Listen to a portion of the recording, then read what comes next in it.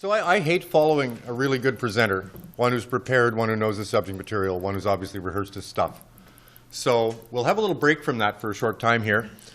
And I'm going to talk about some stuff. We're going to go back to a few baby steps here. We're going to just make sure we have a common understanding of what synchronization in facilities is all about. It's really simple stuff. It won't hurt your brain. And then I'm going to dive a little bit under the hood of equipment to talk about how it's locked today and then how it can be locked in the future using PTP, and how there's a really simple and easy migration path. It's some simple block diagram stuff. And then we'll talk about a couple other things. So PTP is sort of one of the things going on right now that is changing infrastructures. And these sort of things, I could probably for OTT, I could pick a bunch of different things. But I mean, UHD, IP, and PTP are three things that are really going to affect infrastructures over the next half a dozen years. So these are among the biggest horsemen right now of our apocalypse.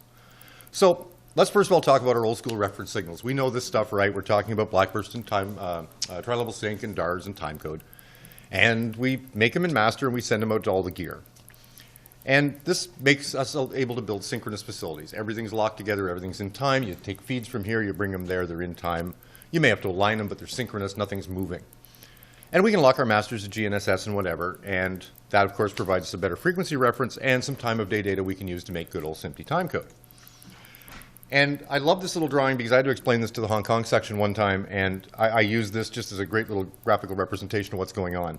And I hope it sticks in everybody's mind because I still think of it. But this is really your television plant or your synchronous digital plant of some kind. And it's kind of like this, right? You've got this master generator in the center with a baton, and you've got all this equipment around following it, right? And what you can't have, of course, is one of the sections going at a time because somebody's disconnected the feed to them, right? So if I come and break the feed to Studio A, they put up a barrier, you can't see the conductor, and if they're deaf, well, you're going to have a synchronization problem. So it's a very, very same model. So it's exactly what we do in our plants. But it looks like this, right? We have a master, an actual physical unit generates all these signals. We have a second one usually, often on a redundant GPS, sometimes in the same GPS. Hey, maybe no GPS. Doesn't really matter. It's a walled garden ecosystem. We have an auto changeover. We have these different references we need. You may not need DARS in your plant. Some people do. And we shoot this stuff all over the place. Lots of DAs, lots of cables, and eventually we get it to this facility and we send it to a slave. Now the slave could be a slave generator, which produces a wealth of other nonsense in terms of a reference generator in an old school kind of way. More likely it's a piece of terminal equipment. It's a vision mixer. Does anybody remember what a BTR is? It's something like that. You plug blackburst in, it locks up, green light comes on. This is what we do. But there's problems, right? Everybody knows it's a pain. You got to build this thing. There's CapEx involved. There's a lot of cable. You got to keep it maintained. There's all these DAs. You lose the black feed, 8 floors away. How many DAs is it through? And out come the drawings and all this stuff. If you want to move anything around, you got to pull cable, right? You got to pull all the reference into the racks for every piece of gear and all this stuff. If you break the path, well, everything downstream, the horn section goes off. And these are analog signals. They're susceptible to all of the crap and corruption that analog signals are susceptible to. And really, it's end-of-life technology horizon on this stuff. Electrical signals on coax getting pretty passé. So if we lose the path, right, at some point, if we have an X here, everything beyond the X goes to hell, things go to free run, and we're not happy. Pictures start to roll, the phone rings, producer screams. So what are we distributing for, really, when we distribute these signals? Well, tri-level sync, DARS, timecode. Why? Well, history. These are just fundamental signals. Timecode is specially designed, but blackburst is really just an old-fashioned video signal with nothing in it, right? Simple to use, simple interface, same coax, same everything. And they contain the natural frequencies we use inherently. When your video arrives, it's not 30 hertz, it's 2997, right? The frequency is contained right in the stream. So this makes it really kind of easy. And this all made sense when life was simple. But what are we really actually distributing? Two things. And let's look at color black as an example, because that's sort of the more difficult of the ones to consider. We're distributing a frequency, a time base, from our master generator. So we're really just conveying frequency, and that frequency is conveyed in the horizontal sync edges.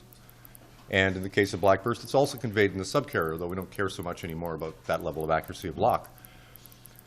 And so the signals are locked all together in your plant. They're stationary in time, and the frequency is correct, because SMPTE says the frequency shall be this plus or minus that of a video signal. We never think about it because gear, you plug it in, it lights up, everything works. But actually, there is a tolerance, obviously, for transmitters of video signals. The other thing we're transferring is phase. And we're doing that through the sync edges. We're doing that through vertical sync. And I'm going to call it also timing or alignment because that's kind of important because that's what we use to time or align our pictures. So it means the signals are in a deterministic relationship. It doesn't just mean they're steady. It means they're superimposed on one another. When you look at them on a monitor, you wipe between them with a rheostat, right? They're in time. And we make them coincident-ish at the point of use, depending upon the tolerance of the equipment receiving it. The acid test for a system like this is hit the main breaker. And anybody who has a truck knows they have to deal with this problem. You turn the truck on, everything has to come up locked. And you turn the truck off, and you turn the truck on, and 80% of the stuff comes up locked. And so it all has to come up the same way, the same time. And with color black and with the legacy test signals, this is guaranteed to work because you're actually delivering the signal itself to the terminal equipment saying, here, use this. Just make more of me in whatever format you make. Really simple, right? Native signal begat native signal. So we're actually using the frequency we get from the edges. We're getting the phase. And in the other signals, we get it from these other places. We get it from the preambles and DARs, and we get it from timecode bit 0, and so on. However, analog's going away, and we need a more critical timing reference, and things are moving fast.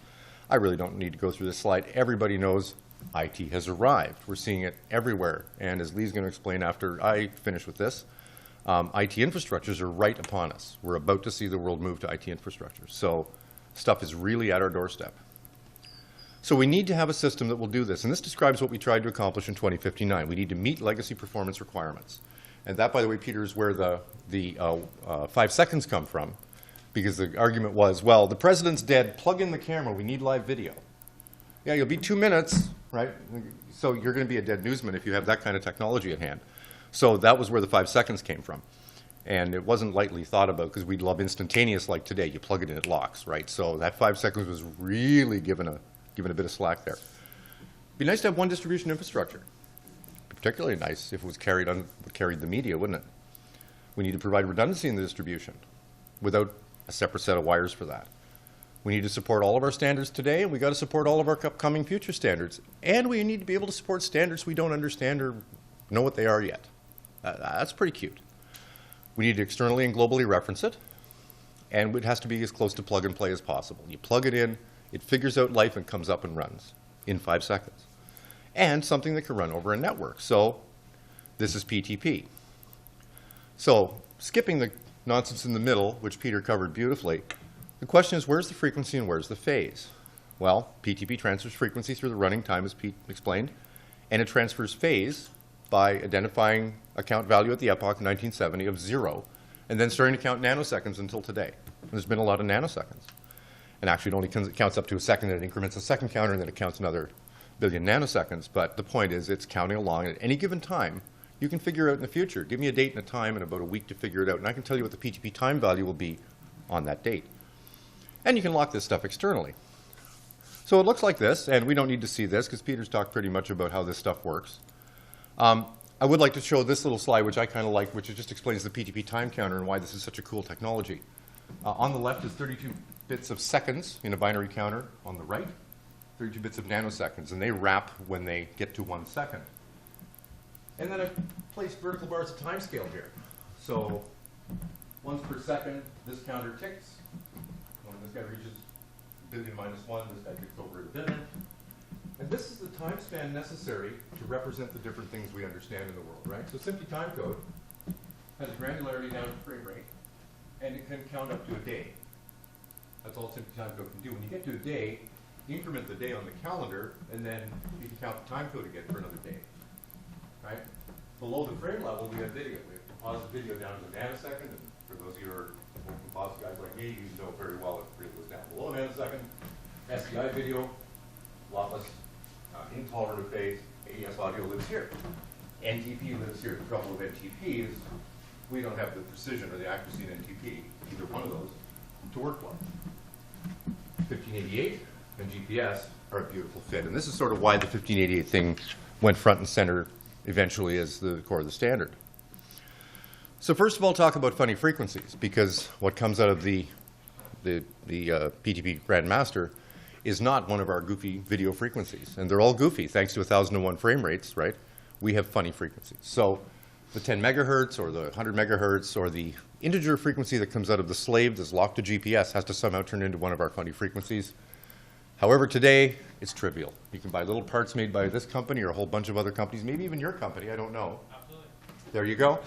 And they cross-synthesize. You put one frequency in and you say, oh, convert it to this, and it comes back out. And as good as the frequency is going in, as good as the frequency is going to be coming out. So frequencies today, very trivial.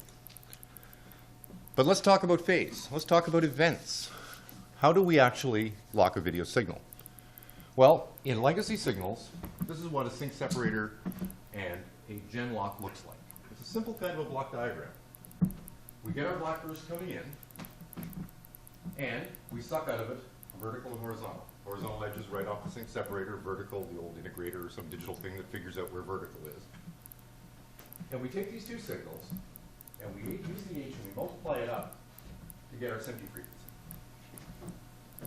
Right, so edge of H is multiplied up to simple phase lock loop, and that makes our frequency to run our signal generator. The signal generator could be making SDI, it could be making color black, it could be making something else. The other thing we need to do is tell it when vertical is. So it's going to sit there freewheeling around making a frequency, and at some point we want it and the one adjacent to it, let's see if I can do this in the same direction, we want them to be in the same phase, right? So we have to say to this guy, oh, yeah, vertical is now. Reset yourself and start making a video frame right here. So we take our vertical, we got the incoming color black, we tell the generator now, it's vertical. So quite literally, within the lock time of the phase lock loop, from plugging in the black burst, plus one vertical, you're locked. And that's why the 5-second thing was like, oh, okay, we'll put up with 5 seconds if we have to. Normally it's like a frame or two. So this is how we generate signals against a reference. Now in PTP it's a little different. In PTP we've got this running time count that comes to our slave. And in our slave, this counter's whipping away on our own local time base, and that time base is locked to the PTP network. Now what we do is we need to be able to take the current running time and compare it to when we know that next event is coming. But that event is a vertical. So the SMPTE standard says, at the PTP epoch, let's say SDI, it was right at vertical sync at the instant of the epoch. So if I calculate forward using the period of the vertical frequency, I can come to today, and I know when the next vertical is going to be, and the next one, the next one, the next one. So I take the current time, my little CPU calculates when the next vertical is, and it sticks it into a comparator. So that little static value waits there. That's the upcoming time, and this time's counting up, counting down, it's counting up actually. Counts up, counts up, counts up. When these two are equal, we say the signal generator, oh, it's vertical. So it's just like the color black gen lock, we do the same thing from PTP. And because we defined the phase of reference signals at the epoch, we now know that anything locked to this or that, color black or PTP, will produce the same phase. So there's our phase anchor explanation, and this is the central concept of the whole thing, is this idea that at this date and time, that was the counter value. So locking to time then looks like this. We have a local time-based oscillator, we cross-synthesize, this is coming from PTP. We cross-synthesize the funny frequency, take our local PTP time count that we've established locked to the master, the grandmaster, excuse me, compare it to when we know the next event is, the next vertical. Maybe it's 3 verticals away because you need some CPU cycles to calculate. It doesn't matter. The next vertical you can be ready for. You put here, when they happen, reset. So we could build a gen lock that runs on color black. Pretty straightforward to understand. We can build a gen lock that runs on PTP. Hopefully similarly simple to understand. So, oh, I didn't want to do that. Let me, oh, hang on. I'm missing a slide, oh my goodness. I'm so sorry. I wanted to show you something that I can't show you easily, and that is this. Where'd it go? Hello. This guy here. You notice the commonality. I have a synthesizer with a frequency, and I have an event going to my signal generator when I use color black. The slide that somehow got narked out of here should point out to you that when we use PTP, we use a frequency that's derived from a reference, which is PTP in this case, and we have an event. So the same back end of everything doesn't have to change. The only thing that has to change, and you could quite literally take almost any piece of gen locking equipment today, is the provision of that event and that frequency. So we know about networks. We're not going to go on about that. But this is what it looks like when you have a PTP system. And Peter's drawings were far better than mine, but really I'm trying to simplify here that from your point of view in a plant, and logically speaking, not the plumbing, but from a logical point of view, this is what it looks like. The auto changeover is actually called BMCA. It's a software thing between the grandmasters. They each identify their capabilities of the other in terms of, oh, I'm stronger. No, I'm stronger, and the strongest one wins. But if that one dies, the next one says, aha, now I'm strongest, and it comes online. And that's how BMCA works. I'm not going to talk about the greenfield problem. But what I do want to talk about is what the system looks like if it's a hybrid system. Because many people, how many people can build a greenfield? Oh, really? I'll mail you my resume. That would be great because I'd love a greenfield. Who has a greenfield anymore? Most people are going to have to evolve. And in addition to evolving to IP-based infrastructure, they're going to evolve to IP-based reference in association with that, as Lee will explain. And this can be used in the legacy facility as well. So what happens in this case is we have a grandmaster pair feeding the network, and our old-fashioned sync masters are actually slaves to the PGP, but they're masters to the broadcast network. So we end up then with the potential for an overlaid architecture. Equipment that needs one kind of reference can take it. Equipment that needs the other kind of reference can take it. As you decommission a floor, that goes away, and that goes away, and that goes away, and that goes away, and more equipment hangs off the cloud. So it provides a nice, potential easy path for the evolution of your brownfield. What a terrible name. Anyway, your dirty old plant to something shiny and new. Oh, here it is. It slid.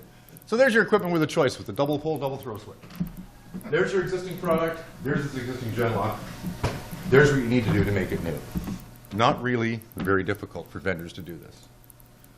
So there's the story about the suite, and you've heard about this from Peter. There's a few things we don't know, how this is going to evolve and how it's going to roll out. Presumably islands. People will have islands of IP in a legacy plant, and the PTP will live within that island, or maybe people will drop in IP big infrastructures around legacy islands until they have the funds to evolve the islands. Hard to say. Will there be dual reference equipment? Well, probably in the short term for sure. For how long, don't know. How this will integrate with AVB and AES67 and other things, and this slide needs an update because there's TRO3, there's TRO4, there's a whole bunch of things going on, SMPTE 2022-6. These questions still remain to be answered as we go forward and do some testing. I'll tell you a little later about the interoperability testing. Will it play nicely on media networks? Well, so far we think so. I'll tell you more about that. Do you think users will trust everything on one interface? So instead of a whack of cables in the back of your chassis, there's a double fiber, and you plug it in, and everything's on it. Control, reference, program in, program out, audios. Will people trust it? I think over time. The IT industry runs on it. Seems to be pretty good. Just so many questions. But here's what we do know. This is really robust technology, and I think Peter can reinforce this. PTP is solid stuff. Every day, microsecond, nanosecond stock trading goes on top of PTP. So it may be evil, but it works. It is widely deployed all over the place. And that means the trust level is high. The more it's deployed, the more it's sorted out, the more you can trust it. And it's becoming commercial off the shelf. It supports all of our legacy interface standards by virtue of being able to define them in 2059. And it provides a framework to support any conceivable media format. Because if I have a frame rate of 63,708 frames per second, I can describe that in terms of the PTP period that takes with a jitter of plus and minus a nanosecond. Not a big deal. A nanosecond of jitter in anything is meaningless. So we can really do anything we want using PTP as a time base by simply defining how things relate to it. And it's therefore a natural fit for baseband IP systems, which Lee is going to talk about. So it'll work happily with legacy systems. It'll enable new workflows because IT systems and IP-based systems can now be integrated more readily with legacy broadcast systems. You can do higher confidence system building. It's all COTS commodity technology. You have less cabling. You have fibers. It's all good. So reduce CapEx when you build it, reduce OpEx to keep it running. And you can make it evolutionary or revolutionary. Build a greenfield, upgrade your plant a step at a time, whatever works. And we can support anything that we can see going forward, things we can't envision. So coming soon to a network near you. I think I'll take questions at the end, along with Lee and along with Peter, if that's okay.